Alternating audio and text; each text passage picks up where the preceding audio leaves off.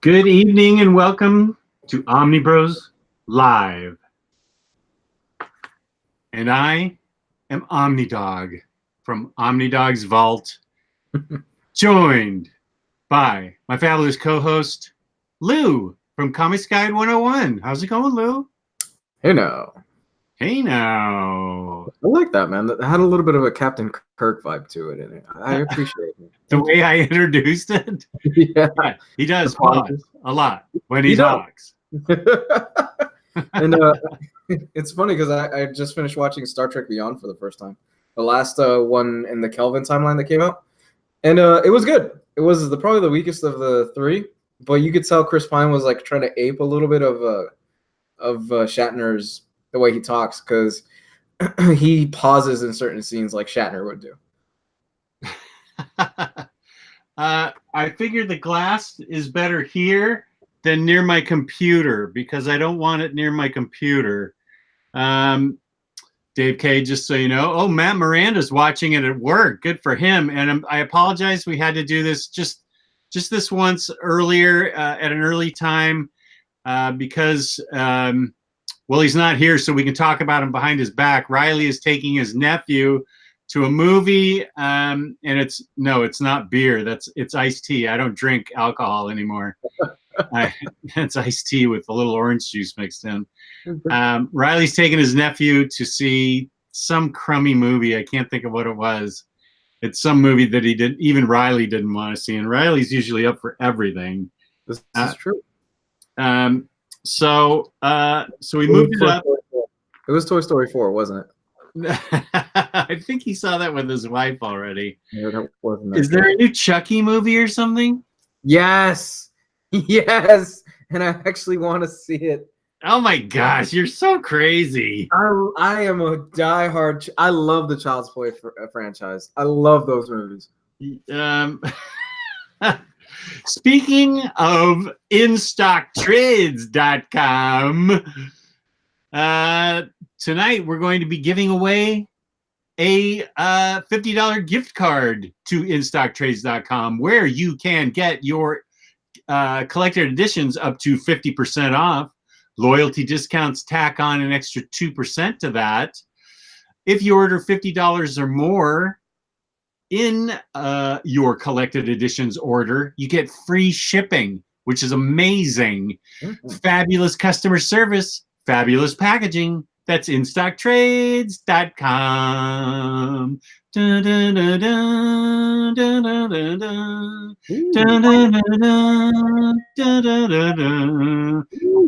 Can you name that one?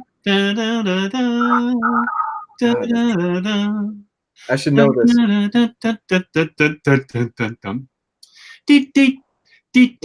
What is this? I should know this.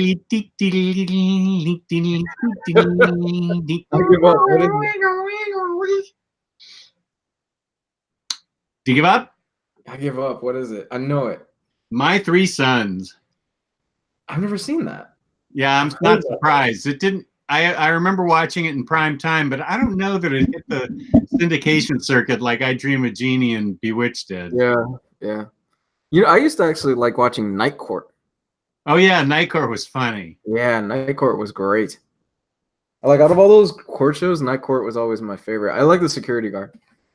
Yeah. Just orange juice, Nate. What are you talking about? Fred McMurray. Good job, Mr. Awesome. So we're waiting for Ryley. The topic today is, of course, Spiderman. Spiderman, because the movie comes out Tuesday, and I know a bunch of you nerds are going to go out and watch it, just like all of us, and we're super excited to see it. I have tickets for a week from this Monday. Ooh. Not this Monday, a week from this Monday. It is the only superhero franchise that my wife loves. She loves Spider-Man movies. She saw all the Tobey Maguire movies with me. She ignored the Andrew Garfield ones with me because I ignored those.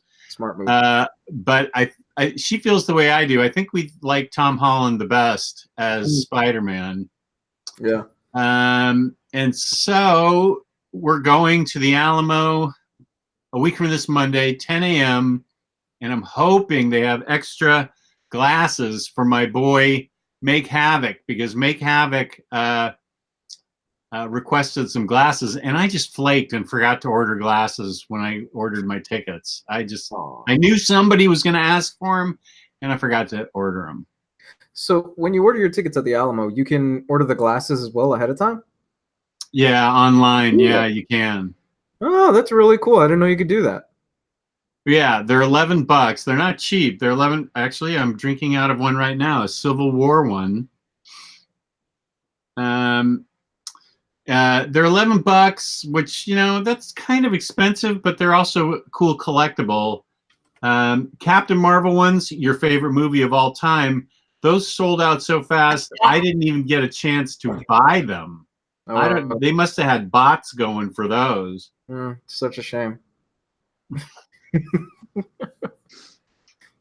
Such a terrible shame and a waste.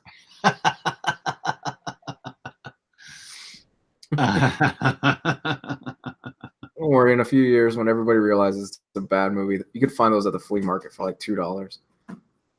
You're such a hater. You even did something with that little girl from Wonder Woman the other day in the chat. That was a gag. That was a gag. And to be fair, that little girl in Wonder Woman was a better actress than Brie Larson and what's it called? Oh my gosh, your hate has such deep roots. Oh, it's pretty bad. We water them with little children's tears or what? Your hate is just massive. I would rather see that little girl act the entirety of Captain Marvel than Brie Larson act it again. How is it that we saw the same movie and had two such different reactions? I don't know. I don't know either. I don't know. I mean, we had the same reactions to the Punisher movie, though. We both liked the Punisher movie. True, but my taste, they can vary wildly. I didn't really care for Toy Story 4, but everybody seemed to really love it. And me, Gabe, and Ryley actually fell on the same side that we didn't like it that much. I haven't seen it, and I'm probably only going to see it if my movie buddy insists, and she hasn't said anything yet. Someone buy Lou a glass and send it to him. I'll send it back. You can return it back. So Spider-Man, I will be talking about, because I've been around long enough that I was around when he first showed up. So I was around for the Ditko years. And you and I both feel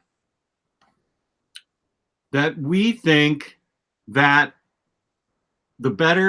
this might be controversial, we feel that Romita is the better Spider-Man artist than Ditko. True. Yes. We both. John Romita Sr. Senior. Yeah, we should probably clarify that, because Junior, I don't think, holds a candle to Senior. Even though Junior is not terrible, I don't think he holds a candle to Senior. Yeah. No, I was around as a little kid when and I liked Spider-Man as a little kid, but when I was a teenager, Nate's feeling his oats. When I started, let's see, I remember it started in summer camp, so I was probably 13, and I felt I started getting into, I was mostly a DC kid growing up, but when I was 13, I really started to get into Spider-Man and Captain America and Falcon for some reason. So I might not have been 13, I might have been 14. Falcon. But Cap and Falcon for some reason. I think at that time it was called Captain America and Falcon when I started picking it up. So I started reading Spider-Man first. So since we're waiting for Ryley, we might as well talk about what we liked about Spider-Man. And so this is right in my wheelhouse, this Amazing Spider-Man 4 book.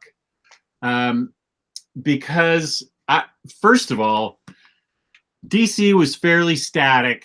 And when I say fairly static, they were stick in the muds about their characters. Nothing really ever happened to their characters. It was a big deal when Green Arrow on the cover, shot out exploded the battery while Hal was charging up his ring and Green Lantern 76, and then showed him about racism and everything else. That was a big deal. But before that, I mean, DC, there was no way Lois was ever going to marry Superman, and there was no way anything was ever going to happen interesting to Batman. There was no way anything was ever going to happen interesting to Flash. But Spider-Man did something that was crazy. I thought it was crazy anyway, because I never saw it coming, and I bought the issues, and I still had them as a grown-up. And when I mean grown-up, I mean I had silver hair by the time I started pawing through my collection. 121 and 122, when spoiler alert, they killed, Nate's going spoiler alert. For like a 50-year-old comic. Yeah. When they actually killed Gwen Stacy, that's a big deal. And then in the next issue, they killed off Green Goblin, even though, I mean, Peter was raging, rampant, angry enough to do it, but he wasn't going to do it. And here's a look at some of this great Romita art. It still looks beautiful. Wait a minute. Or is this Gil Kane? Those look like Gil Kane noses there to me. Is that? I don't know. Some of those. Gil Kane has a specific way he draws the underside of a nose. It's been a while. It is Gil Kane. And John Romita does the inking. Okay. You can always tell the underside of a Gil Kane nose because it's got those lines. Anyway, so and the thing is, the art still holds up today. I agree, 100%. Still, you could put it up against some of the best art today, and it still holds up. Yeah, I mean, look how emotional this scene is. It's still emotional today, to me anyway. Yeah, and Spider-Man's difficult in the sense because when he's got the mask on, you're hiding a lot of the emotion in the face. Good point. So it takes a really talented artist to really bring that out.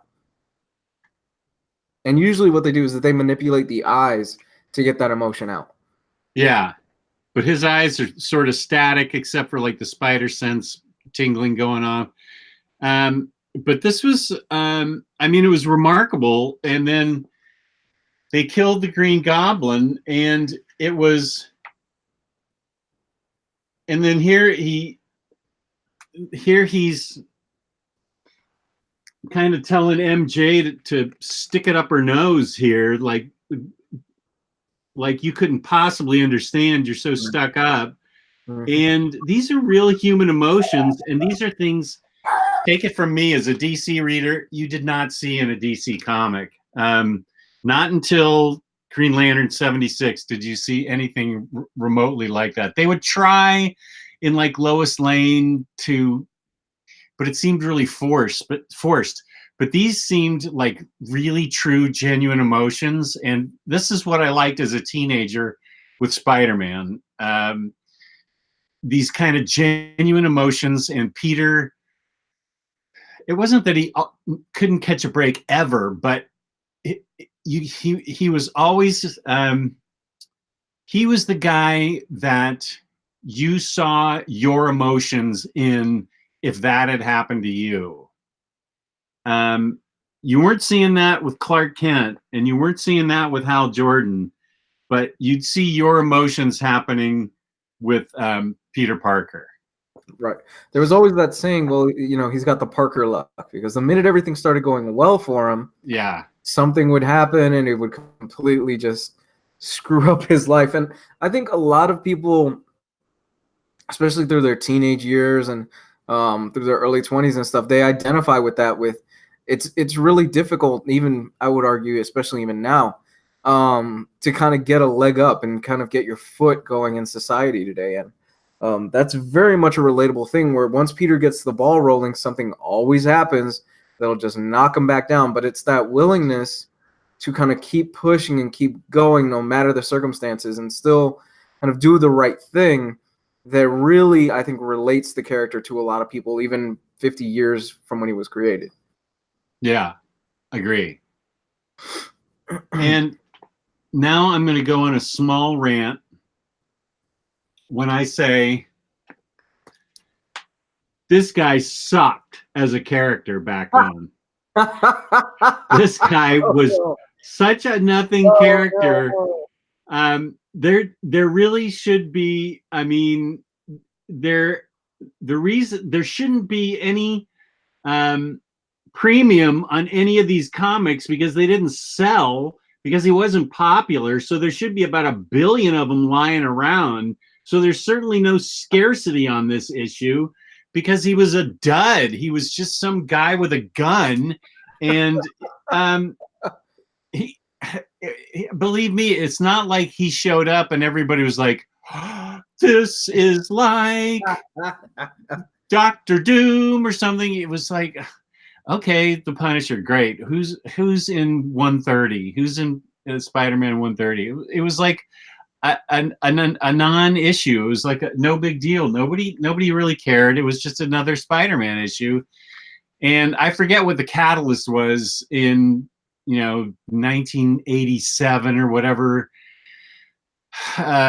Maybe the Mike Zeck comic book, or when he got his own series, or I don't know. Maybe maybe Ryley knows, maybe the chat knows. But I mean, if you don't mind, I cut you off. No, go ahead.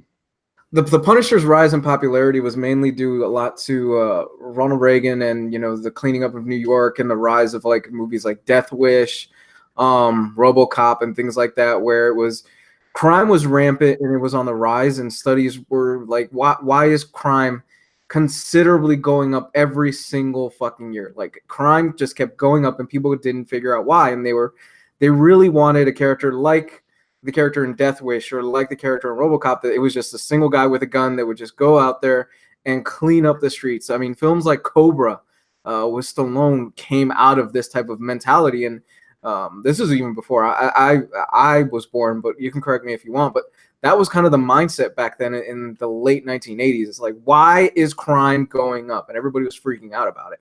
And that's where the character of Punisher got really a new start and a new rebirth in Marvel Comics. And that's when that makes sense.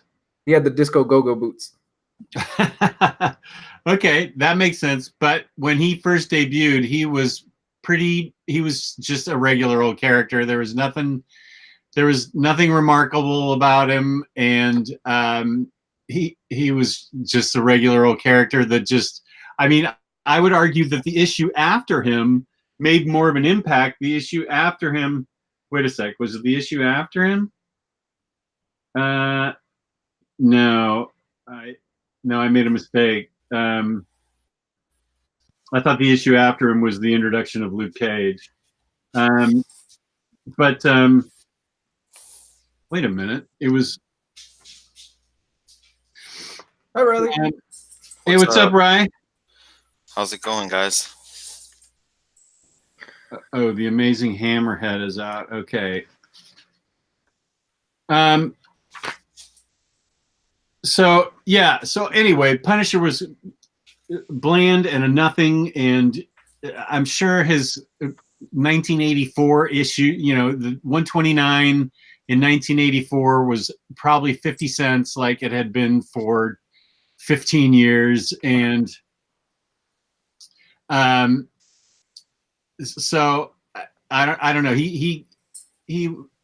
His character was in the right place at the right time during the Reagan years, and the Mike Zeck miniseries was really popular, and then the vigilante thing became popular, like you were saying, Luis, and he boomed in popularity, but then they started writing him really well. Mm-hmm. Of course, Garth Ennis wrote him incredibly well, but that was much further in the future than when all of a sudden that 15-cent issue became $100 almost overnight at cons that I was going to in 1988.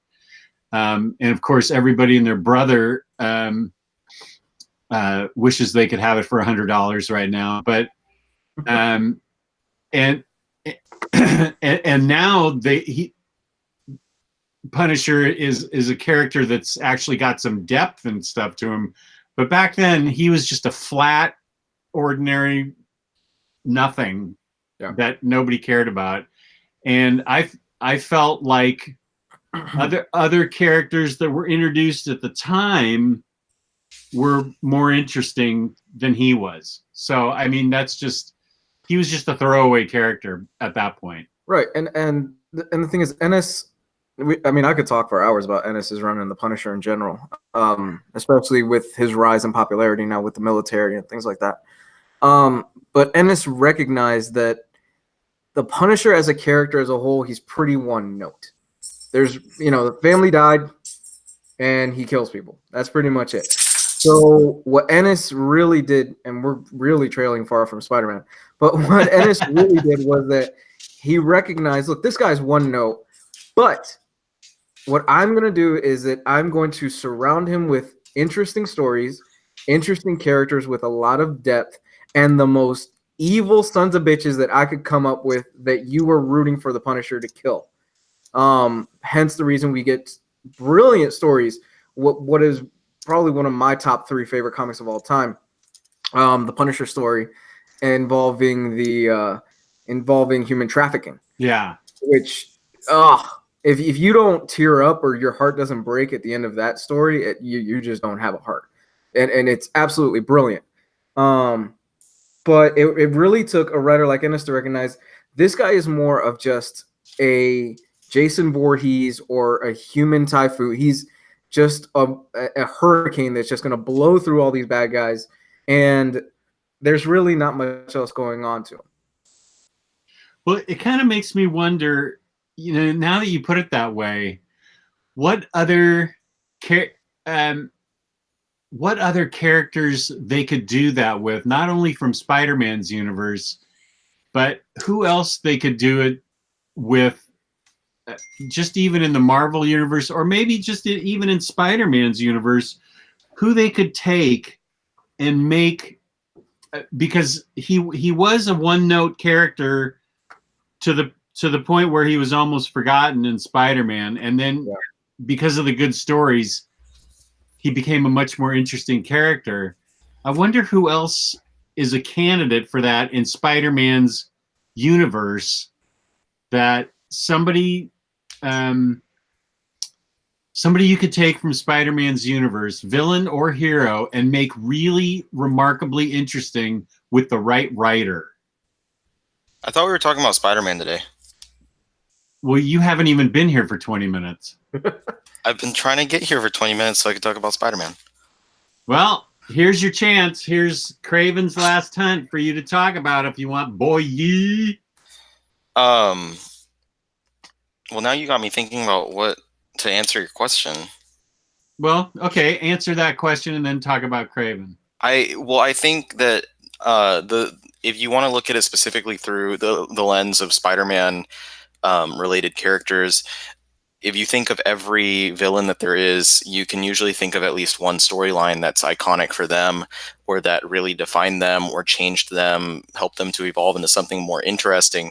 Like, for instance, I think for the Rhino, for instance, let's say, he had 2 different things. The first one, I think, that was really character, I don't want to say maybe defining, but changing the outlook of people on his character, was the Flowers for Rhino story, which was in what was that, Spider-Man's Tangled Web series? Was that the one that got that random omnibus about a year ago or so? Yeah. So that was a 2-parter in there that was really, really remarkably good. But then also during the Gauntlet era of Spider-Man, which is a favorite era of mine, there were 2 single issue stories about the Rhino that were written by Joe Kelly with artwork by, I think, Max Fiumara, and those really define the character really well. Other you think about a story like that, like what character, you pop up a character and you're like, what was their thing like that? Like Kraven's Last Hunt, I would say Kraven's is Kraven's Last Hunt. That's the one where if someone mentions Kraven, you're like, okay, Kraven's Last Hunt. And they really haven't had a story that captured the same. Like the Grim Hunt from Joe Kelly at the end of the Gauntlet was great. They just did Hunted, just wrapped up, from Nick Spencer, and that was pretty good. But like you say Kraven, you think Kraven's Last Hunt. But what are other characters that you don't have something like that for? Like I actually iconic storyline. Yeah, something that like is just associated with their name. Like the Hobgoblin for me would be Roger Stern's origin for Hobgoblin. Is just every time I think of the Hobgoblin, I think of Stern's story, and how interesting he made that character, who is, on paper is just an offshoot, just an orange green goblin, but Stern did so much and made such an interesting character out of him. But one of them that I like, sometimes I'll sit and just in exercise and creativity, I'll think about what I would do if I was writing a certain character and what villains I'd use and whatever. And one of them that I always thought about was using Mysterio. And I know that he's the subject of the new movie, but I never could think of like a truly iconic Mysterio story. And I just thought for a while about something that I could do with him. But I think a lot of his villains have that, actually, now that I think about it. Like, I don't know that there's a really iconic Sandman story. I don't know that there's a really, truly iconic, for a lot of them. Like, is there really an iconic Scorpion story? As cool as the Scorpion as a villain is, there's not a story that I think about where I'm like, oh yeah, the Scorpion. How about Mysterio? Is there an iconic Mysterio story? That's what I had mentioned, was Mysterio. You mentioned that and I didn't pay attention? Yeah, Jess, you're getting old. Yeah, I was mentioning that he doesn't have one, to my knowledge. And I'm not saying this from the point of view of someone that's read every single Spider-Man comic or even every single issue of Amazing Spider-Man, but just from the stuff that the stories that you hear people talk about, there's not really one that's iconic for that character. But I think another good topic would be, what are the villains that don't get the same love, like that don't get the same recognition, that maybe deserve it? And one of them that is responsible for one of my personal favorite Spider-Man storylines is the Jackal, back in the original. I'm not talking about the new, the 90s Clone Saga, but I mean like the original Clone Saga written by Jerry Conway. The Jackal is a really fascinating villain. I don't know if either of y'all read that. Jess, I feel like, because that's after what you were talking, it's right after all the stuff with the Punisher and stuff. It is. I think there's a few issues at the end of the fourth omnibus that are kind of the start of the original Clone Saga. But that's when Jerry Conway was writing Amazing Spider-Man. He introduced the character of the Jackal. And, spoiler alert for a story that's super old, but it's Dr. Miles Warren, a professor of Peter and Gwen's at Empire State University, who had this unrequited love for Gwen Stacy. And so he uses his own genius in, I guess, biological engineering, and creates a clone of Gwen Stacy. And then, so there's this whole arc where Peter is just seeing, at the beginning, he sees this clone Gwen Stacy, and he's like, what the hell is going on? And that leads into there being the clone Spider-Man. And then, of course, 20 however many years later after that. What issue? That's in ASM 4 Omnibus? I think the first one or two issues of him kind of leading into that stuff is in that omnibus, but the bulk of that story is going to be in the next one. Oh, all right. But it does exist in a paperback called The Original Clone Saga. But yeah, all of that work that he does there, it's interesting. It's very well written. Jerry Conway is one of my absolute favorite Spider-Man writers. He's a genius, and he makes this Miles Warren as the Jackal is such a fascinating villain, but he gets thrown to the side, and especially gets a bad name because of the fact that this turns into the 90s Clone Saga mess that, you know, is very largely disliked. Ugh. And I can't comment on the actual quality of that myself because I haven't read the 90s Clone Saga stuff, but I'm sure that I'd part of find what you're talking about. Exactly, yeah. So we see the Jackal introduced. Oh, okay. And that's about like the beginning of the fifth volume. The beginning of Amazing Spider-Man Okay. Volume 5 is going to wind up having a lot of the clone stuff. So I'm really excited about that. Okay, good. Now I'm excited about that. See, that's how easy it is to sell me on a book. Jess, it is good. Hey, wait, shoot, I was thinking of another recommendation. I know the Captain America Brubaker stuff is a recommendation, but Yeah. I feel like there's another recommendation in there that you gave me. From when? Do you know what? From really recently. It was sort of just an offhand reference. It wasn't as big as the Captain America recommendation, but it was kind of an offhand, you should read this, it's really good kind of recommendation. It'll come to me, but I think it's like a short-term recommendation to get me to eventually to the Brubaker books. Oh, I don't know. I don't even remember at this point. I will. Now, what else? But yeah, Kraven's Last Hunt. That one's probably for me if I had to pick one Spider-Man story, and it's such an easy one because it's only 6 issues. It's very well contained. That one would definitely have to go straight to the top of my short list. Michael, my greatest person in the world, Mike Noah, says, if you could only recommend one Spidey story, what would it be? Would it be this? If you're already familiar with just basically who the character is, you don't need any sort of introduction, then that, I think, would be probably the one I would recommend. However, it comes with the warning of this is a darker Spider-Man story. It's not the typical, you know, lighthearted, friendly neighborhood Spider-Man that you might be more familiar with from movies and cartoons, but it's a very easy recommendation because it's short, concise. It's 6 issues. It's available in multiple formats. It has beautiful artwork from is it Mike Zeck in there? Yeah. Uh-huh. Yeah. Really great artwork from Mike Zeck. And it's not during the symbiote suit Spider-Man era. This is like when he decides to wear a black costume that's cloth. I think it was, if I remember correctly, was it Felicia Hardy that told him like he looked good in black, so he decided to keep wearing it. But it's this really kind of tragic, I mean, not even kind of, it is a tragic story about this villain, about Kraven and his desire to finish his hunt and to capture the ultimate prey, as he considers Spider-Man to be.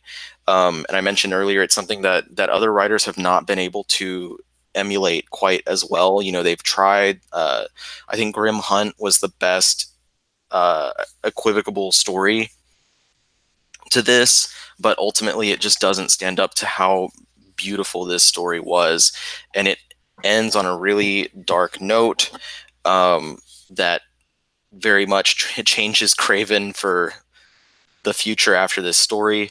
And I chuckle because anyone who's read it knows exactly what happens. But that comes highly recommended from me as one of the top stories to read, as long as you're aware that you're not getting the lighthearted Spider-Man stuff. That's one of my favorite panels with Kraven pulling the mask off. This is an excellent one. Okay. Yeah, that image is iconic with Kraven with his mask off. But is it as iconic as Face Off? No, because there is nothing as iconic as the acting prowess that Nicolas Cage has in that film. I love that movie. I do too. I Yeah, love the sheer bulletage in that whole movie. they're both talking about how much they love Face Off. By the way, It's a brilliant film. my wife Megan loves that movie also. It's Awesome. it's one of John Woo's best films. We just watched Con Air the other day, Oh yeah, that's a good movie. I love and comedy. Megan almost tapped out because of how atrocious his Nick Cage's accent is. Oh, it's terrible. And I was like, no, this is the best. This is like part of why I want to keep watching it because it's so terrible. Put the bunny down. He's not from Texas in there though. She's because it's a southern accent. She said since we're from Texas, we're familiar with how that's supposed to sound, but I still think it's freaking ridiculously hilarious and awesome. Put the bun in the box. But it's like we're watching it, and as soon as John Malkovich comes out, that's when she was like, okay, like I think it became palatable at that point. Cyrus, is he? What is he? Cyrus the Virus? It's been years since I've seen him. Yeah, that was his name. And then I really liked Steve Buscemi popping up in there, and then I had no idea that Dave Chappelle was in that movie. Yeah, I think it was Cannonball was his name or something like that. I forgot. I don't remember. Do you remember what Dave Chappelle's character was called? She's gonna look it up.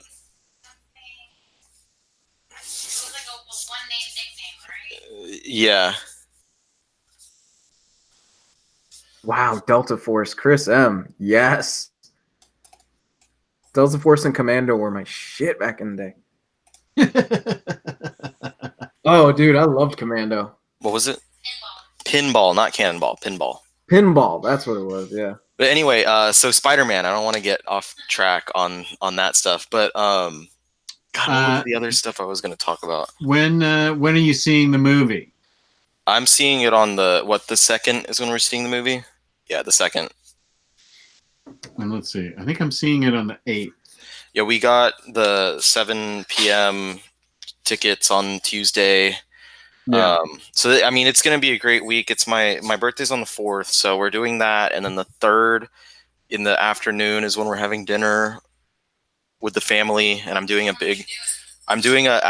Spider-Man themed birthday party for the kids and stuff. For you and the kids. Yeah, for me and the kids. So I have plates, napkins. I'm going to get a Spider-Man piñata. We got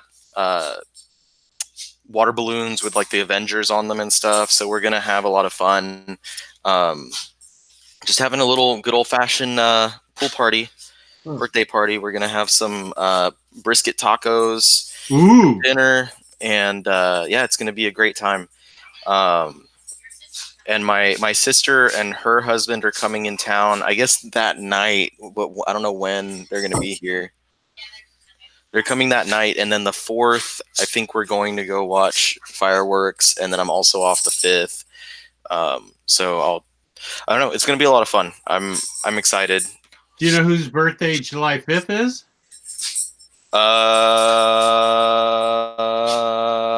No. Be Ringo Starr. I thought it was someone relevant to us, like one of the members of the group or something.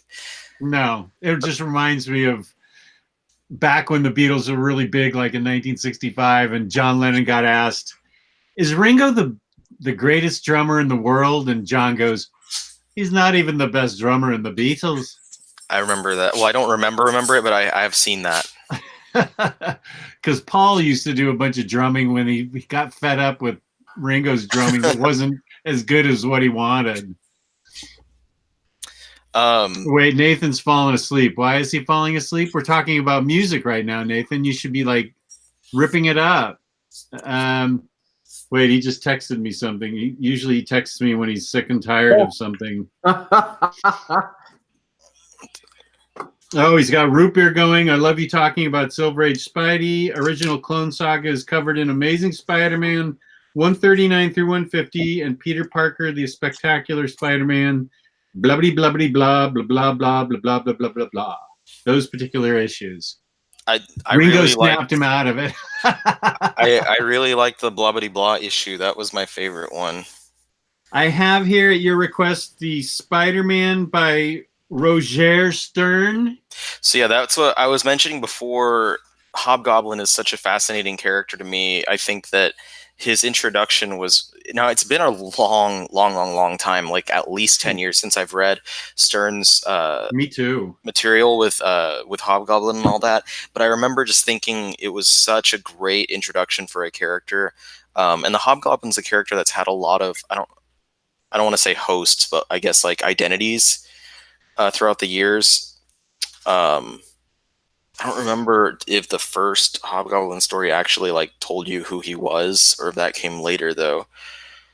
But Stern did some really strong Spider-Man work. That omnibus is one that I've recommended to a lot of people. Is Stern the one that wrote The Kid Who Loves Spider-Man? That's a good question. Is that in this book? Where the kid is dying, right? Yeah, that was a really touching story. I just wonder if it's in this book. I'm trying to see if it has a TOC here. Yeah, it was one issue 248. Fun fact, Gio read that. It's the kid who collects. The kid who collects Spider-Man. The Kid Who Collects Spider-Man. Yeah, that was a very touching story, and that's in this book. That might be my favorite Spider-Man story ever. I got about 9 people saying yes, it is in this. It's a beautiful story. Yeah, I love that story. But now here's the very divisive stuff. Now I also mentioned to you, Jess, the this is something this is like what I grew up seeing, and so this is obviously something that I really love, and that's McFarlane's Spider-Man. I'm not talking about You want me to go to that? I'm not talking about Arachnite though. I'm not talking about that. I'm talking about his run with David Michelini when he started on as the artist, and he really redefined the look of a lot of things that had to do with Spider-Man. This one. And yes, and he introduced us to the two of them introduced us to Venom as a character, right? Which was huge. I know a lot of people have a lot of distaste for the character, and I will tell you, I wouldn't even say he's a guilty pleasure. Like, he's 100% a pleasureful character for me. I love all the different versions of the character, all the different ideas behind the symbiotes and stuff. Venom's just so much fun to me, and Carnage just exemplifies all of the best of the worst of 90s comics. Just extreme violence. I love this run of Spider-Man. I actually had a blast reading all these Michelini and Mcfarlane issues. I loved the art. I thought the stories were good. I thought they were just goofy fun that were interesting and captured my attention. And I don't want that. I don't know what else anybody wants from a comic besides just, capture your attention, get you moving to the next page, get you going, wow, this is cool. What happens next? And just keep going there. Not everything has to be, Watchmen. You can't, it's not going to work that way. It's, if you can have a well-written, solid story that's well drawn, that keeps the story flowing, that's really all you can ask. And that's what this book did in spades. I thought McFarlane, I loved his ropey webbing. I thought that was really cool. I don't have a problem with this book at all. I really enjoyed this book. Well, I really like the detail that he puts into MJ and Peter's hair. Like that first page you were showing, the curly hair just looks a lot better than like typically. I mean, in the early books, Peter just had that helmet head of slicked back hair. That just. And MJ looks really good, the way that he draws her with her, because she's always drawn with a big, thick mane of hair, but the detail that he puts into those curls just further. I forgot that Taskmaster was in that, but it just further pushes how she's how her mop is supposed to look, basically. But yeah, he does great with introducing Venom in there, which works so well as a character that it is two characters that have a real grudge against Peter Parker. You know, Eddie for personal reasons, and the symbiote because Peter was its old host and stuff. There's a lot of cool stuff. I know you're showing pages with Silver Sable in there. God, what other villains showed up throughout his run? Because there was a lot of cool stuff in there. I think Hydro Man was there. Yeah. That was another. I remember very specifically a Hydro Man issue. Yeah, Very iconic image of him. the thing is that with the McFarlane stuff, that was the kids from my generation and yours too, Ryley. That was the stuff that we loved. We loved the Spider-Man Todd McFarlane stuff like that. You know, that was the stuff we would put on our walls, the posters of those iconic issues. And exactly. Like and you know, and that extended once he left to do Spawn. Spawn hit like a bomb in the industry. Everybody fucking loved Spawn. Because that was what was in, and his art style was what everybody wanted. And Spawn basically looked like Black Spider-Man with a cape. Yeah, 100%. So it was very like the imagery between the two issues was similar, but Spawn went into that like more mature area of things where people were like, you know, I just simply say like people felt like they were reading something more geared towards the adult audience than when they were reading Spider-Man, which is very much not. But even after McFarlane left, you get Eric Larson coming in, and he took what McFarlane had been doing and just expanded on that, and like the art style still stays recognizably similar, I think. But he morphs Venom into the, you know, because McFarlane's Venom was very much, he looked like just a more muscular version of Spider-Man, and he had the mouth, but it wasn't as like grotesque looking. It was Larson that expanded it to where he had the jaws and the tongue and the you know, you'd have the green saliva dripping off of his gums and teeth and stuff, and it really pushed the idea of that character that we know now, and that we see occupy a lot of the comics, and that of course went forward into when Mark Bagley came on, and then Bagley introduced us to Carnage, and that just went insane. Like that was just crazy shit left and right, like expanding what the symbiotes themselves were capable of doing physically. Yeah, and McFarlane was the one that actually popularized the spaghetti webbing, that style where it's just like twirling in on itself. That was his baby. You know, and people give shit to McFarlane today, but as a businessman and what he's done, I completely have 100% respect to the guy. And you know, I still look back on that artwork very fondly. If you look at some of the anatomy, especially when Spider-Man is swinging, it doesn't make a lick of damn sense. No. His anatomy is horrible in some of those panels, but he gets away with it because it looks cool. Like it looks cool, and the way he poses Spider-Man, like nobody had ever seen Spider-Man doing poses like that before. Now, one thing I like about this is it's all a straight run, you know, of 296 to 329. Now, is it that way with Eric Larson's Spidey? Is it a straight run, or is it just spotty? So Eric Larson's most of it, a large chunk of it, is going straight through his work following up after McFarlane. But then there is some stuff where it's like a few issues of this and a few issues of that. Like he also followed McFarlane on the Adjectiveless series, this Arachnite series, so it has that material in there too. But largely it is mostly a one big story that you could, if you're wanting to follow up with what happened in the omnibus that we were just talking about, that would be a great book to grab. Okay, you talked me into that. See, it's not hard to talk me into a book. You're not talking me into Clone Saga, though. I can promise you that. Oh, we will. No. You're gonna walk right past that street. No. Sometimes the thing about books like that is you realize how close you are to having a solid set of everything, and you're like, shit, there's like 20 issues that are collected in these 4 omnibus, and I could have a straight run. But yeah, it collects the main chunk is that it has 329 to 350 of amazing.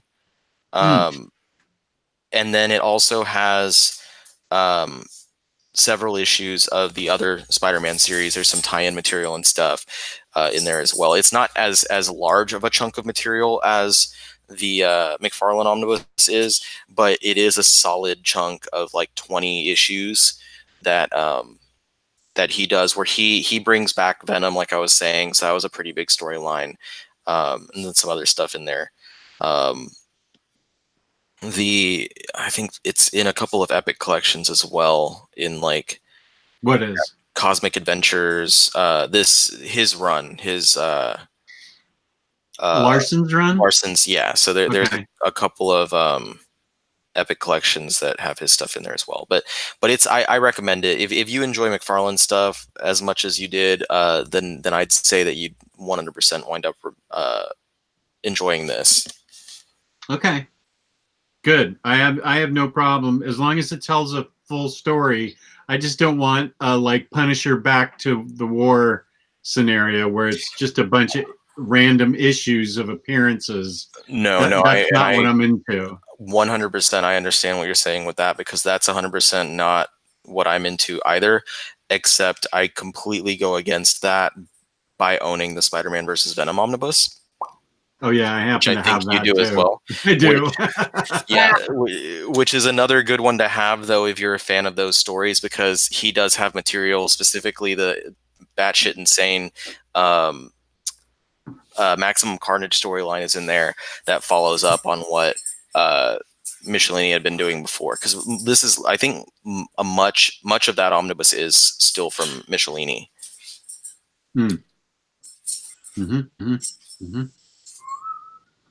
Freddie Alonso, it's not the price at this point. Even if I could buy Clone Saga 1 and 2 for $25 each, it's more the space issue. It has to be something I not only want to read, but I want to reread, because space is at such a maximum priority for me now that I can only get stuff now that I really, really want. And I want to reread. It's called adulting. I'm almost there. You're gonna have to sell that stuff off soon anyway, man. That tiny house, you know? The tiny house. #1 Spider-Man fan. How can we win the gift card? You just have to hang in there till getting close to the end of the show, when I enter everybody's name into a random number generator. And then we pick the name that matches the number that I pick, and you win. You have to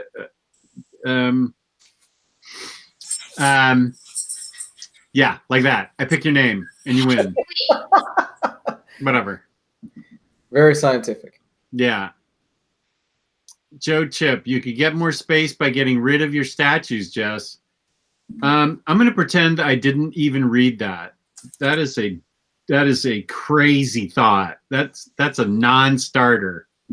Non-starter thought. If you really loved me, you wouldn't have even said that. That is blasphemous in that house. Good heavens. That gets you kicked out. One day in a few years. I should ban you for that, Joe Chip. I should give you a 5-minute timeout for that. I feel like one day Jess is gonna, one of the things is gonna give. He's either gonna be like, okay, I need to get rid of all these stupid chunks of paper, or he's gonna be like, these statues, just too much. I think honestly the comics would go before the statues. Some of them. What about the pops? Pops are out of here. I'm donating those to a school later in the summer. Really? Yeah, okay. I suddenly heard the cries of 1,000 nerds right across the United States. Those pops are getting gone. I have a few in this room, but that's it. And then I have some a few out in my display cases, and I'm going to grab a bunch of handfuls, and they're going to Paul Alper's 6th grade class or whatever grade he teaches, and some action figures. That's Some sweet. action figures are going too. That's sweet, dude. Yeah, I've done that before for him, and the kids send me really fun, cool thank you notes. They're really sweet. They call me the Omni Father. It's really sweet. So, how much longer do you have with us, Rye? Where's the fam? I have time. Okay. Then, Lou, you want to talk about what you wanted to talk about? Well, for me, I really didn't get into Spider-Man until I started reading Ultimate Spider-Man. Specifically, I started with, I just jumped right in, the Venom arc that you're holding right there. But the Ultimate Universe kind of came out of Marvel's bankruptcy in the early 2000s as a way to kind of reinvigorate their line and to start fresh without actually having to really start fresh. It was, hey, we need to really kind of revamp these characters for a new generation of kids. And the first, I think it was like the first preview image, or one of them was Spider-Man. And I remember everybody hating the cover because it was digital, it looked really weird. But really the Ultimate Universe kicked off with Mark Millar's Ultimates, which if you've never read the Ultimates by Mark Millar, it's fantastic. I love it. It's so much fun. It's basically, it's just a big action popcorn movie. But I really dig Ultimate Spider-Man. It's Brian Michael Bendis, and who was the artist that did the majority? There were two artists that did the majority of the run. They kind of split it in half. Mark Bagley. This says Bagley on it. Bagley, and then who picked up the reins after Bagley? Bagley had a huge run on that. Well, Bagley, I think, was there until basically Miles comes out, and then it was Pichelli. Didn't he leave a little bit before that? Not to my knowledge. Maybe someone else knows. I could have swore somebody jumped in like close to the end, but it was right there. Somebody will probably know in the chat if I'm wrong or not. That's fine. But I think towards the end of, I think Immonen might have come in towards the end. I think you're right. But the thing is with Ultimate Spider-Man was that it was Brian Michael Bendis. He was coming in hot. I believe this was pretty close to, if not before, his Daredevil run. It was probably like right around the same time, if not after. But he was just breaking into the scene, and Bendis writes to me a really, really convincing and really good Peter Parker that you can relate to. And yes, some of the dialogue, especially if you look at it now, is very dated. And good God, some of those hairstyles, they're pretty bad. They don't even really make sense. But it's still a fun, great story that actually has a solid beginning, middle, and end. Because, look, God damn it, okay, Peter Parker dies. The book at the ending is called Death of Peter Parker, okay? I still get shit for that video of, like, how to start reading Spider-Man. And the book is called Death of Peter Parker. And I say, hey, Peter Parker dies at the end of this. No. So it's a great starting on point if you're somebody who's just looking to get into Spider-Man. You can pick up volume 1. I think a lot of them are out of print too. But I'm pretty sure all that stuff is on the Marvel Unlimited app too. And from like 1 through, Jesus, how many issues did Bendis write? It was like over 150 issues, wasn't it? It was 160 something before he did Miles. So Miles ended after 200 issues. Because I know he did like Ultimate Spider-Man issue 200 came out sometime towards the end of the Miles Morales run. Right. And I actually remember like Peter Parker dying was a huge deal, even though a lot of people were like, oh no, it's the Ultimate Universe Peter Parker. But to a lot of fans that have been reading that story since the 2000s, it was their version of Peter Parker. It was, even though he's not the 616 Peter, this was their version of Peter. You saw him pretty much grow up, go through high school, go to college. I love this version of Eddie Brock, who he's a scientist. And their reason for having the symbiote in this I really dug that. It was basically the origin of the symbiote was that it was a research project that his father and Eddie Brock's father were working on to cure cancer and to cure diseases. But they find it and it's really unstable and things go awry. It's such a fun run and it holds up still today that if anybody who's looking to start with Spider-Man and they're kind of a little bit hesitant because there's a lot going on right now with the character, they've restarted the numbering so many damn times that I would still point them, just start with Ultimate Spider-Man Volume 1.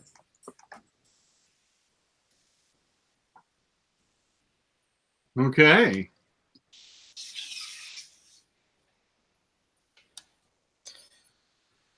Now, I feel like we've gone through most of the, we talked a lot, aside from the Ultimate Spider-Man Lou just talked about, we did a lot of stuff that was really from the beginning through pre-Clone Saga. But what about post-Clone Saga and the start of Amazing Spider-Man Volume 2 and then going into JMS and the Brain Trust era and Dan Slott and everything going all the way to current? I mean, I've read a little bit of the JMS stuff, and what I've read I enjoyed, but I heard, and it's not JMS's fault from what I've heard, that it ends pretty rough. But it does eventually lead into the Dan Slott stuff, which I know a lot of people don't care for Dan Slott's Spider-Man. I love Dan Slott's Spider-Man, specifically Superior Spider-Man. Superior Spider-Man was a fucking lot of fun. And it was one of those ideas where the first time I heard about it, I poo-pooed on the idea. I was like, Doc Ock taking over Spider-Man. I was one of those detractors. I wasn't the one sending him death threats because that's stupid and you're an idiot for doing that. But I gave it a shot and I ended up really loving Superior Spider-Man to the point where once it was over, I was like, I could read more Superior Spider-Man stories. Mm-hmm.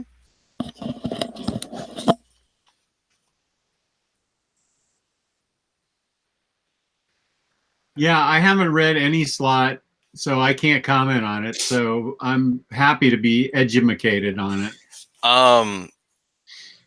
So I'll go. So I haven't, sorry, I was looking at my computer and I was wondering why it was so slow. And then I found out that there's somehow my computer duplicated 2 documents that I had written 20 times. And that's Word was making it run slow.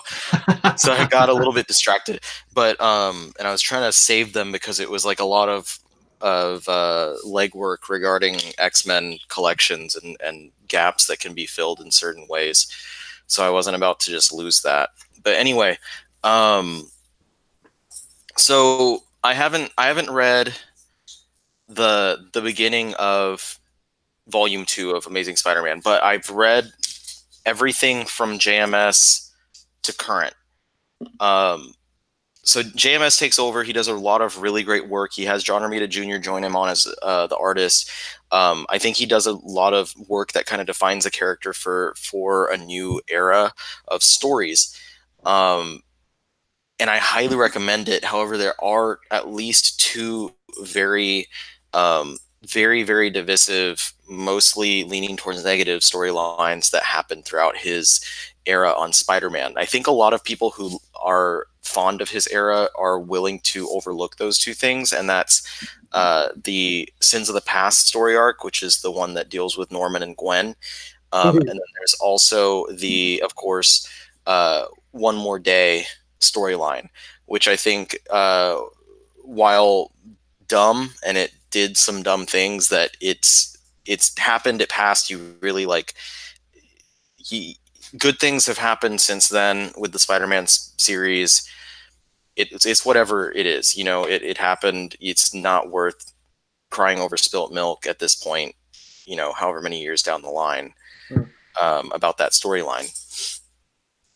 But there's some other really cool stuff in his run. He does a lot to kind of explore different aspects of Spider-Man and like why Peter became Spider-Man, what the spider was. Like he introduces the idea of the spider totems. He introduces a character named Ezekiel, who is like an old spider totem, who has similar powers as Peter. And he also introduces, there was a whole arc called The Other that kind of had like this weird spider monster type thing. It's been forever since I read it, but that was a really, when I first read it, I was like, this is neat. But it's so weird. It was bizarre. But the big popular thing was when he did, in the latter half of his run with Mike Deodato Jr. was having Peter reveal his identity, which is what kind of led into the events that rolled into the One More Day, which was kind of a big retcon. But that starts us in the Brand New Day era of Spider-Man. Now, Brand New Day is oftentimes really looked down upon, especially the first kind of half of Brand New Day. And I think a lot of that is just people like, people are obviously upset because they did something that changed Spider-Man's whole life. They took a big aspect of Spider-Man away, and then Brand New Day just felt like something was missing. But there are some really, really cool storylines that came out of that. I am surprised how much I enjoyed the stuff dealing with a new Goblin character named Menace. That kind of led towards the whole election day, which was famous for having the variant cover with Barack Obama on there. But also Dan Slott, bless you, kind of cut his teeth on. I don't think it was his first Spider-Man ever, but he did a really great storyline, New Ways to Die, which is where he took the concept of why the Venom symbiote was leaving Eddie Brock and brought something new, utilizing one of the new characters that had been introduced in Brand New Day, Martin Lee, the Negative Man, who played a big part in the Spider-Man video game. And he introduces the Anti-Venom. And it kind of sets into motion like a bunch of the events going forward that deal with the Venom symbiote coming back to Venom, Anti-Venom, Eddie Brock, and stuff like that. But yeah, Martin Lee, Negative Man, was a really interesting villain. His whole concept was really cool. And eventually this led into, I mentioned earlier, one of my favorite eras of the Spider-Man comics. Towards the end of the Brand New Day, the Brain Trust era, was the Gauntlet. And the Gauntlet was basically like, we'd spent so long seeing all these weird new villains and barely seeing Spider-Man's classic foes. And all of a sudden you just get hit by, Spidey gets hit by this gauntlet of his classic villains. So you see him go up against Electro and the Rhino and Morbius, the Lizard. Juggernaut has a short story in there.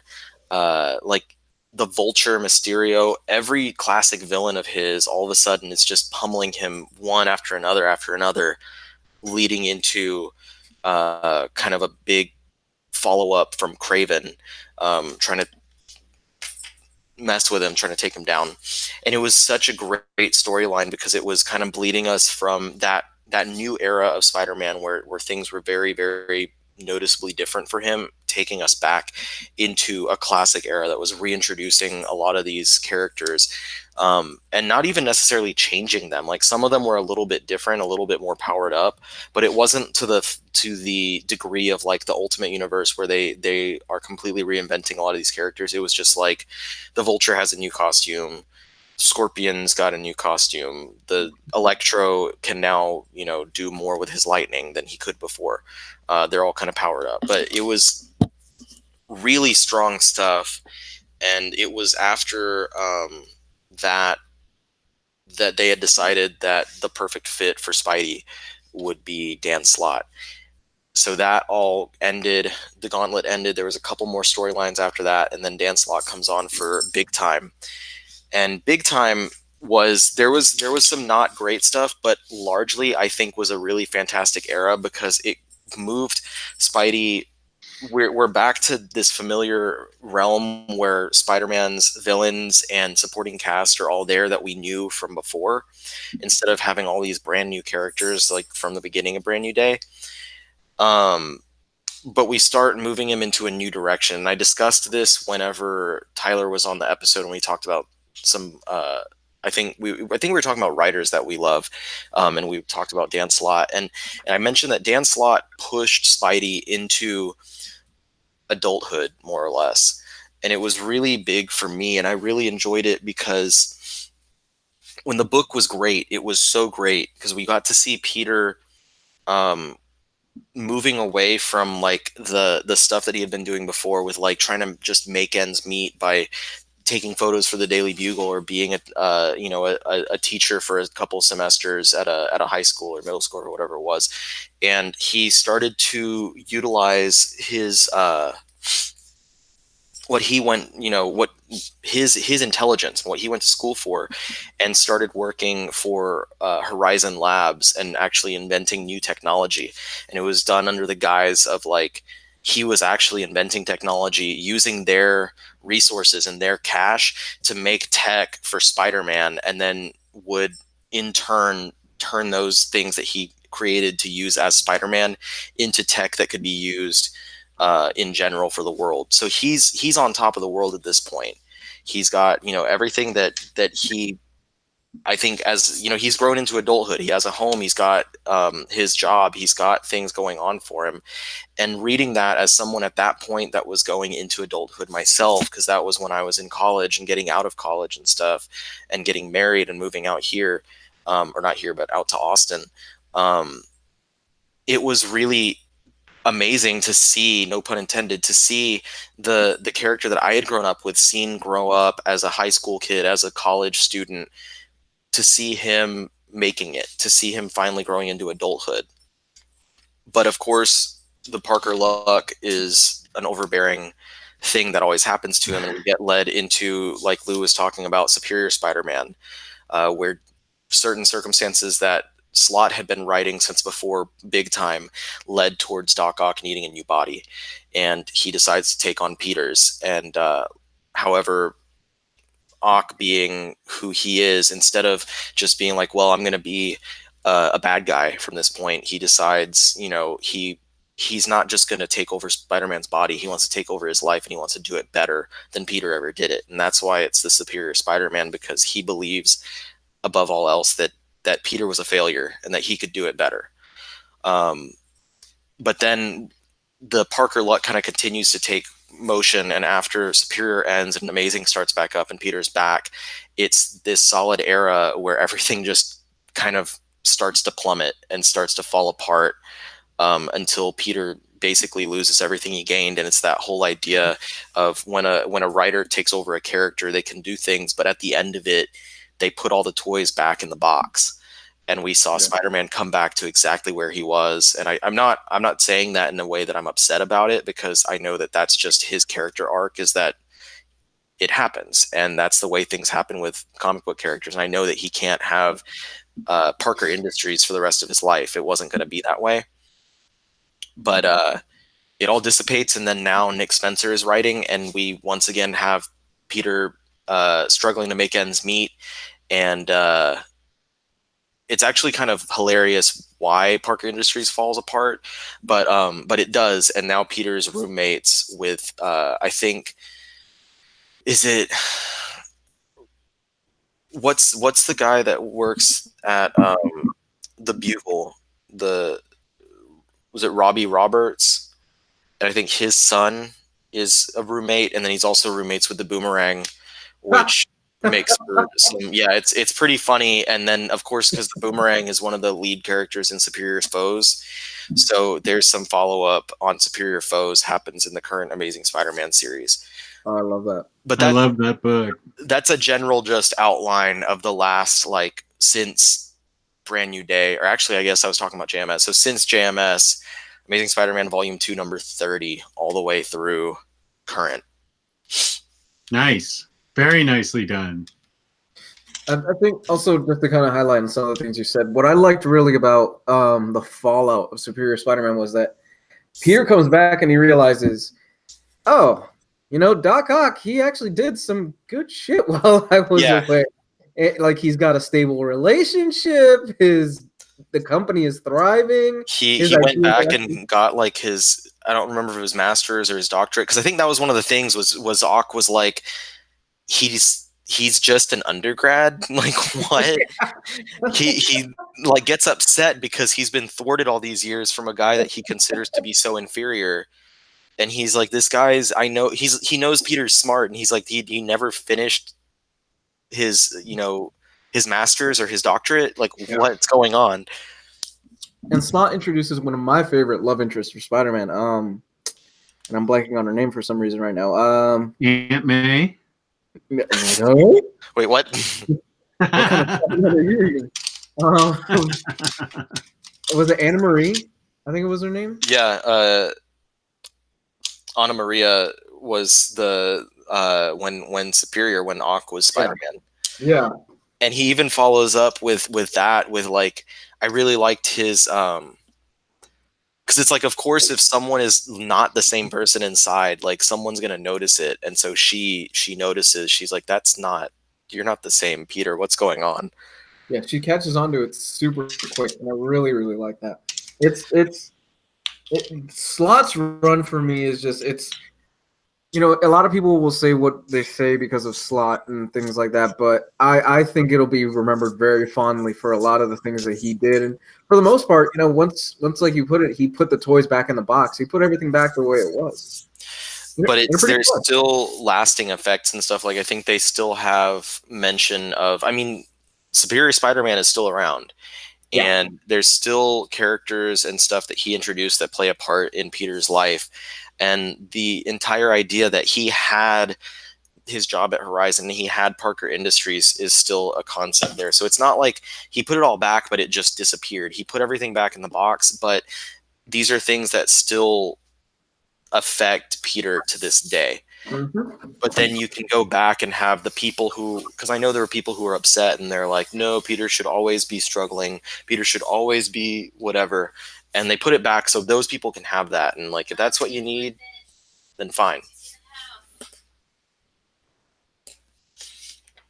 I got a filing question. I'm refiling my entire collection. Where does the hardcover Spider-Verse go?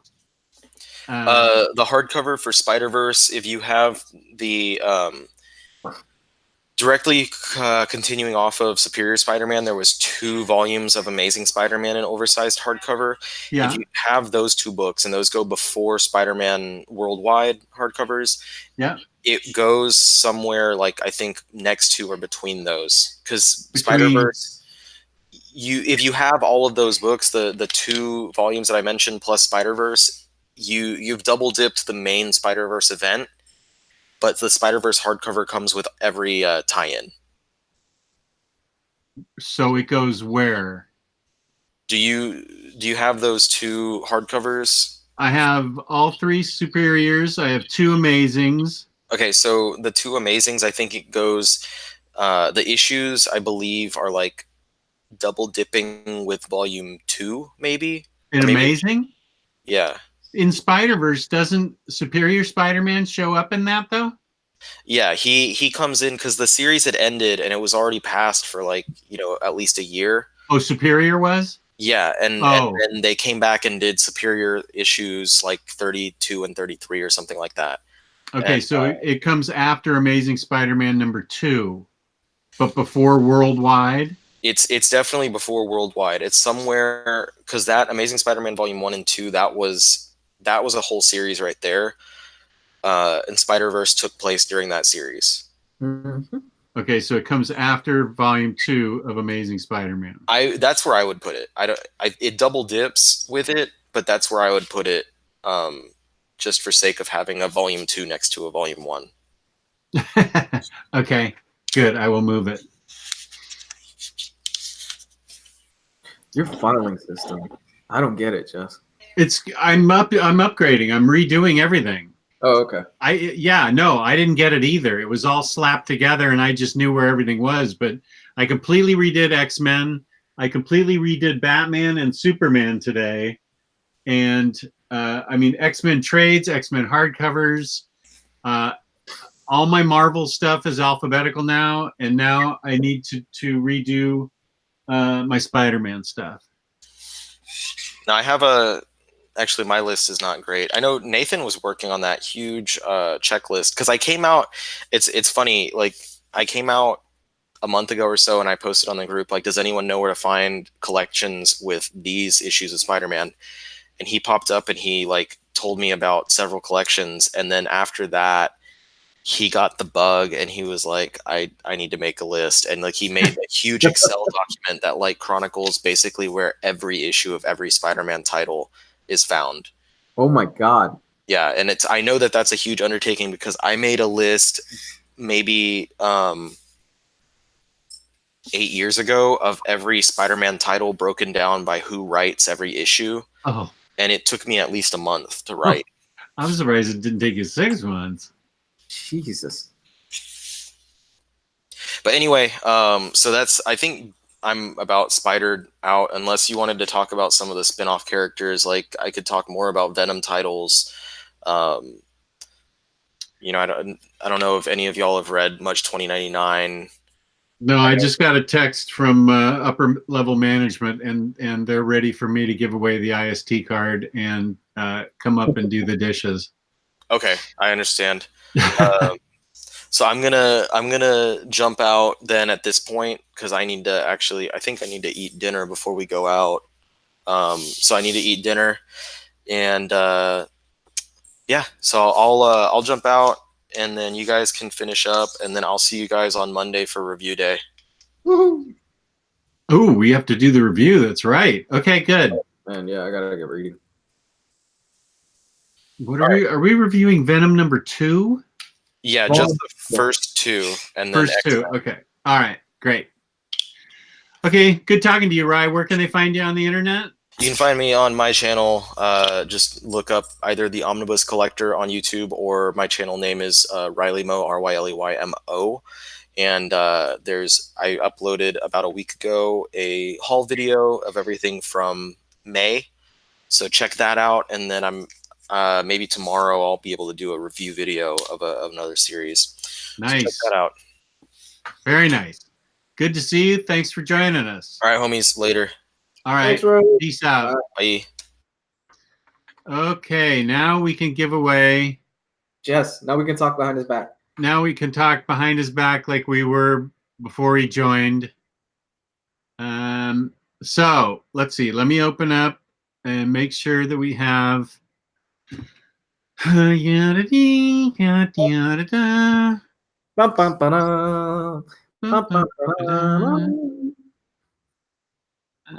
Letting Gmail. You got it, Jess? Yes. Okay. Hey, made me nervous. No, I got it all under control. If you go to, let me type it in here. This is a steady flowing ship.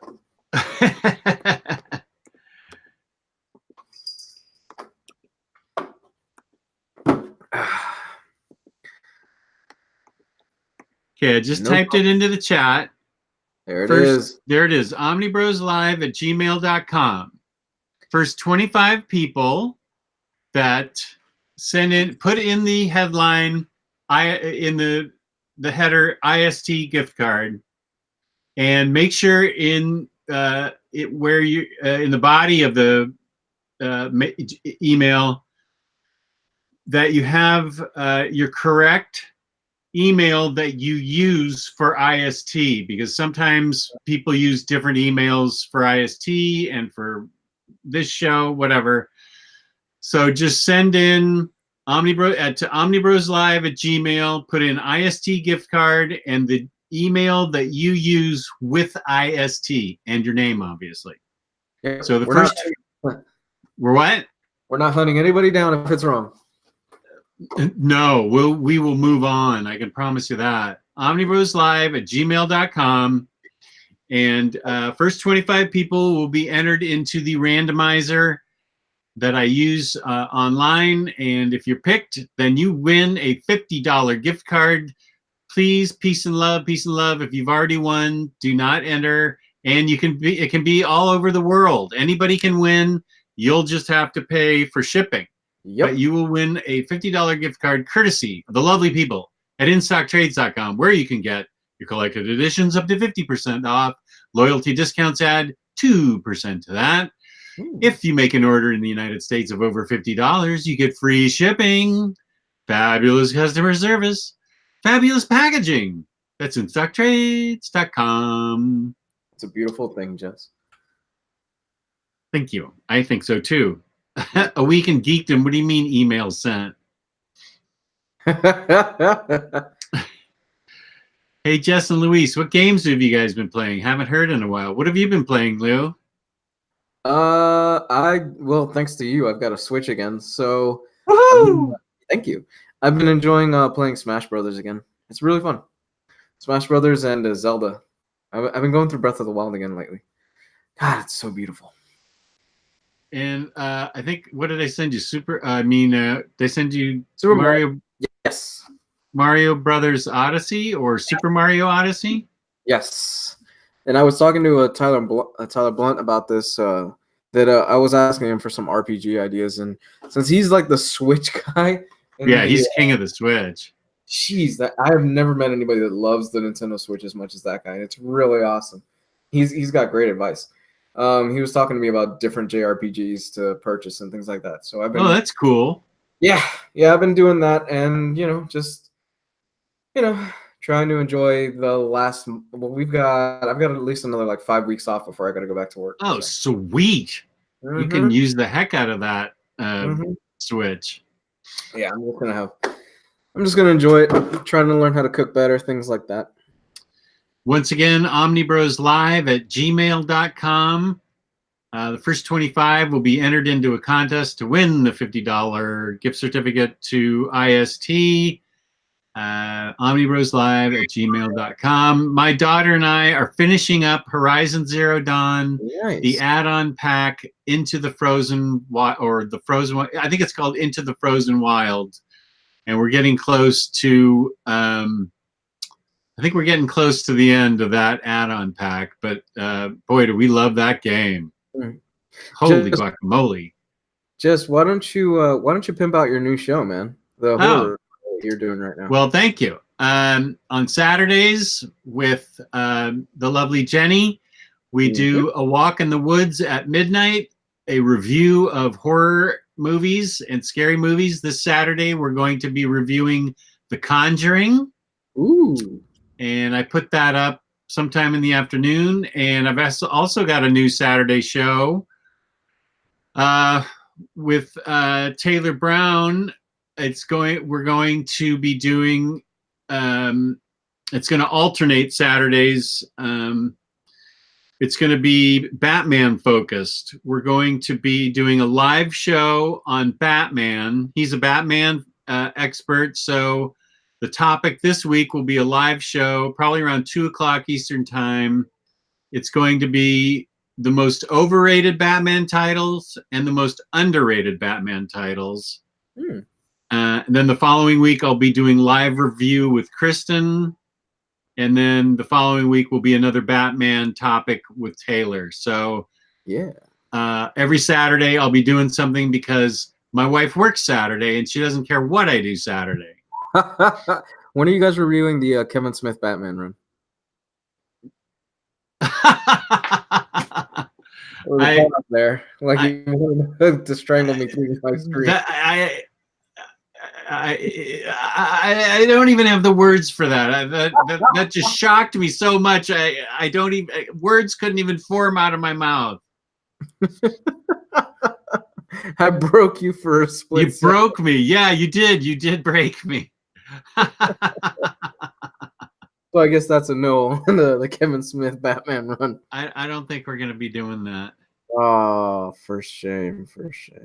Now, you've been reviewing quite a few things over there on that horror show. I've been listening to some of them. Oh, well, thank you. You've covered Train to Busan. You've covered Hereditary. You covered The Ritual. You've got quite a few shows already. Yeah, well, she is really big into horror movies, scary movies. I think that is her real hobby, her real passion. She loves to watch. If we did 5 movies a week, she'd be happy. Yeah. But you recommended Train to Busan, and she loved it, and we reviewed it last week. And then I think we're doing Conjuring this week, and then I think we're going to do Let the Right One In, which is one you just recommended. Yes, please do it. You are our go-to guy for you are our go-to guy for recommendations. Dude, oh my God, Let the Right One In is so fucking good. It had Let the Right One In. There's two versions. There's Let Me In, which is the remake, and it was directed by Matt Reeves. And that was like 6-7 years ago. It's got Chloe Grace Moretz. It's okay. It's got some really cool moments, but Let the Right One In, man, it just has an ending that just left my jaw on the floor. Oh my God, it's so good. That's what we want to see. It's so good, Jess. You're gonna love it. Yeah, that's the one we want to see. We found it on Amazon Prime. Is it okay to watch the remake? The remake is okay. It does some cool things, especially with special effects. And there's a particular car crash scene which is just fucking brilliant, and it's shot from the interior of the car as the car is crashing, and it looks amazing. But you just can't top the original. The original is so damn good. Freddie Alonso Sledge. By the end of the year, he might have alternating shows with everyone in the group. When are you doing the manga show with Gio? The manga show.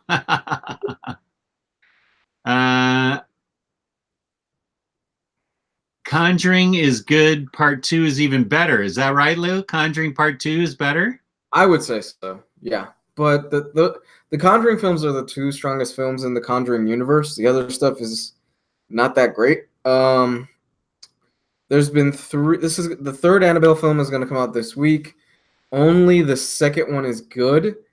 And so really, out of like the 6 Conjuring universe films, it's Conjuring 1, 2, and the Annabelle prequel that are good. The rest are pretty trashy, and they're not that good. In the Conjuring 2, who is it? The same family of the psychic wife and the ghost hunting dad, or yes, it's the same. It's the same family. They're the same ghost hunters investigating, and in fact, you'll actually. What's that? Hold on, let me. I gotta move real quick with my camera. I gotta move to a charger real quick. Oh, all right. It's the same ghost hunters. They're actually dealing with, and you'll get a kick out of this because you've read the Hellboy story. Hello? Yeah. Can you hear me? Yeah. Hello? Yeah. We can hear you. Can you hear us? Okay. You'll get a kick out of this because you've read the Hellboy story. It's the Crooked Man. Oh, really? Yes.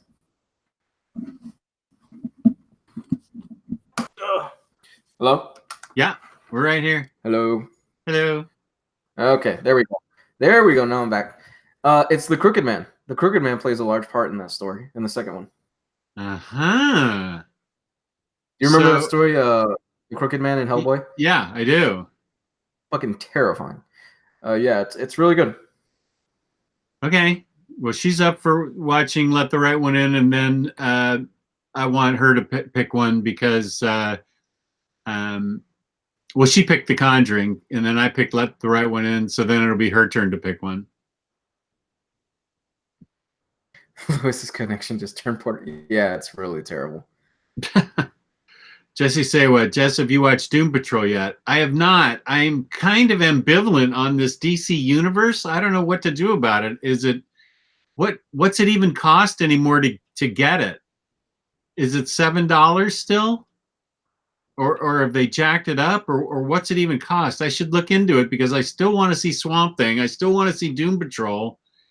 I'm not paying $18 a month for Warner Brothers Unloaded or whatever it is. No, it's $7 still. It's the DC Universe app. Oh, all right. Well, I'll do that. They still haven't decided exactly what they're gonna do with it, so everybody's kind of just waiting. Who knows? Okay, well, I definitely want to see Doom Patrol because everybody raves about it. Doom Patrol's good, dude. Doom Patrol's real good.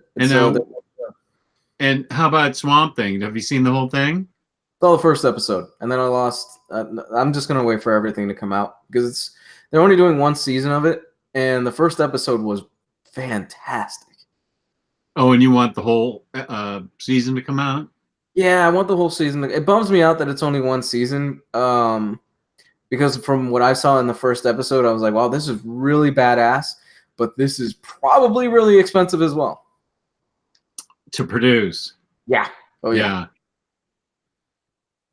So it's but it was badass, man. I really dug what I saw. So he looks great.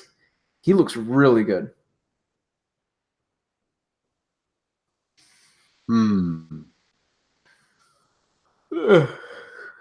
We have our 25, Jess? Oh yeah, we've had our winner for a while. I just like talking movies with you.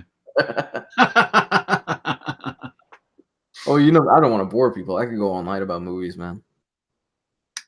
The winner is, wait, let me go back. I had it counted. Drum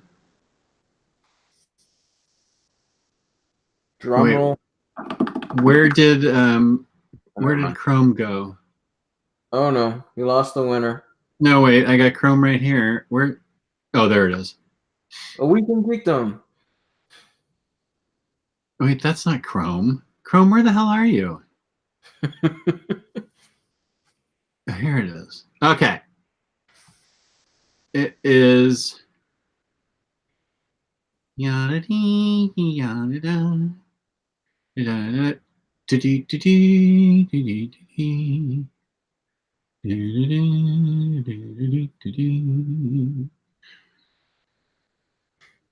keeping them on pins and needles, man. The suspense is killing us. I know, it's awesome. Kenneth Crayley Jr. Hey, Kenneth. Congratulations. Come on down. Jess, why don't you tell him what he won? Hey, right behind door number 1, Kenny. You won a $50 gift card to IST. And what? You can use that $50 any way you choose on in-stock trades. Completely crazy prices, up to 50% off. And loyalty discounts add 2% to that. It's insane. It's like they're giving comic books away. Just why don't you show him what he could have won behind door number 2? A brand new boat! This is what you could have won behind door number 2. A vulture! Do you remember that? When they would go through like door 1, 2, and 3? For Let's Make a Deal? Yeah. Yeah, I sure do. That's what I would watch when I would be sick at home, and it'd be on at like 11 o'clock in the morning, and Monty Hall would run through the audience like a pro, and people would be dressed up with crazy stuff in their purses and everything. It was awesome. I loved that.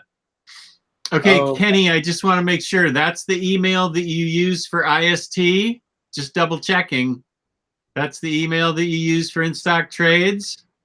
Kenneth Crayley Jr. Double checking. Is that the email that you use? I had prices right too, but Let's Make a Deal was. Well, I'm just going to assume. Yes, it is. Okay, good job, Kenny. All right, that's fun. Thank you to In-Stock Trades for donating that gift card. We really appreciate it. I know Kenny appreciates it, but all the listeners appreciate the chance. Sorry, viewers appreciate the chance to win. And Lou, anything else before we go? Where can we find you? One last thing before we go. Drew Carey is a horrible host. Who's a host? Who's a bad host? Drew Carey. He just doesn't sell it. What's he do? Price is Right? Yeah, he's doing Prices Right now. He's no Bob Barker, that's for sure. Bob Barker had a way of doing it that was. There was something about that twinkle in Bob Barker's eye. I think the girls had something to do with that. Yeah, that probably did too. You can find me at Comics Guide 101 on Facebook and Twitter. And you can find me, Omnidog, on Omnidog's Vault on YouTube and Omnidogs_Vault on Instagram. Hey. And thank you for watching. Thank you to the chat for participating. And we appreciate all the love we get, and we appreciate all the views. So if you could like us and subscribe, and let's see what else they could do that would help us. Can they review us on iTunes? Yes. For a please. podcast? Yes. Please review us on iTunes, on your podcasting app. It helps get the word out for us, and it helps expand the Omnibroslive love around the world. And the world could use a little bit more love right now, Jess. Oh, sure could. And if you could check us out on Instagram, Gabe has been working crazy hard on Instagram, and it's really looking great. If you could check us out on Instagram, it looks really great. Yeah. So we'd appreciate that. So for Luis and Ryley and myself and all the other OmniBros, thank you for watching. Peace and love. Peace and love. Go watch the Alien documentary on Netflix. Is it good? Oh, it's great.